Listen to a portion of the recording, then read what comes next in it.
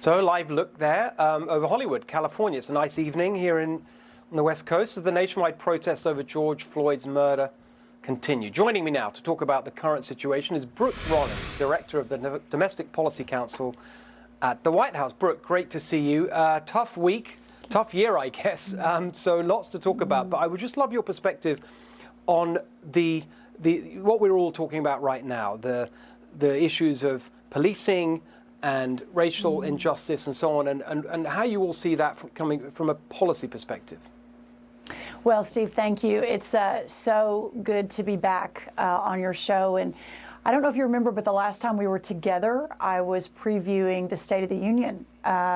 And yes, what a different time in this country that was, right? We were talking about the lowest unemployment rate on record for our African-American, Hispanic, veterans, Americans with disabilities. It was extraordinary, the lowest poverty numbers on record. So in really the blink of an eye, the catch of a breath, everything has changed. And so I believe that while we are a nation in mourning right now, we're a nation in mourning for the senseless death of George Floyd. We're a nation in mourning for the senseless loss of livelihoods all over this country, from losing 40 million jobs and understanding where we are as a country. To your point, you had an amazing opening monologue. I listened to every single second, looking very, very deeply into justice issues and potentially systemic injustice issues. But here's the thing, Steve, at the end of the day, this is America.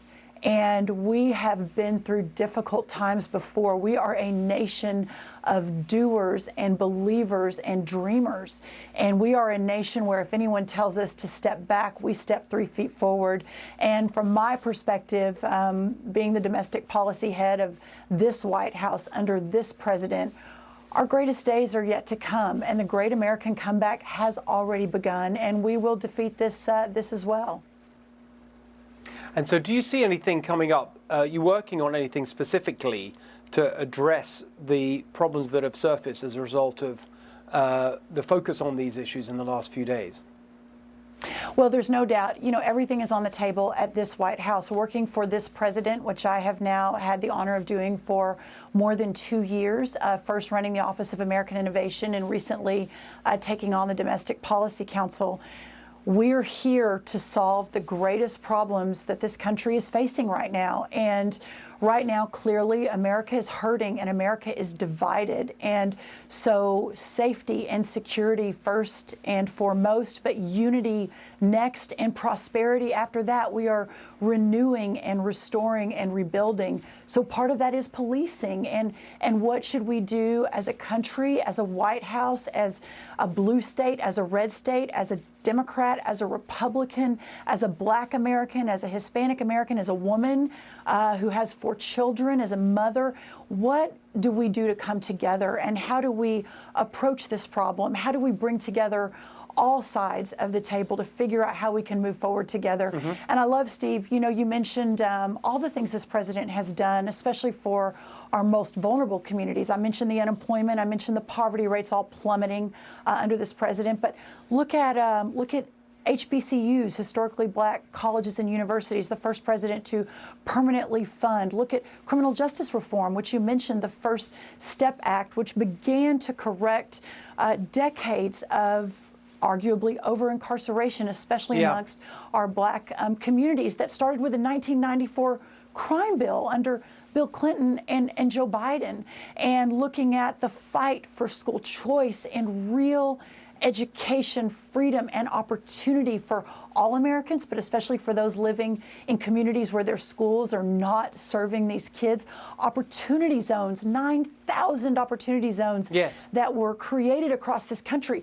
It's literally one piece after another that this president has led on for these communities. And so, it's amazing to me that on Friday we had the best jobs report, I think, ever. 2.5 million new jobs created. Now, granted, it isn't a very difficult time, but still, that is something to celebrate. That's what we are talking about, Steve. Well, I and think the other side is talking about defunding the police. I mean, we're talking about jobs.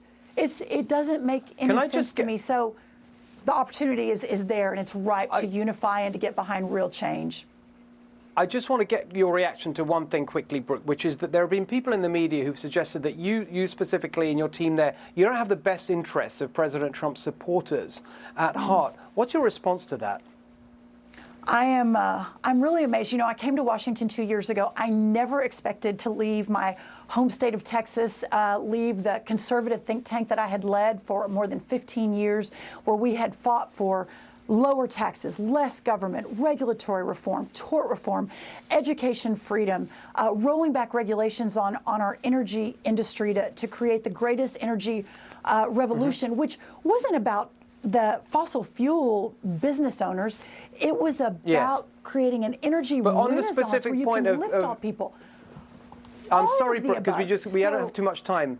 President Trump supporters, have you got their back? Well, my point in that is that for 15 years in Texas and across this country, we created the model of conservative governments. Okay. These are the people that have fought for this president, that have voted for this president, and there is no one that has their back more than my team. But oh, Steve, I love it. Thank you for having me. We got to go. See you soon.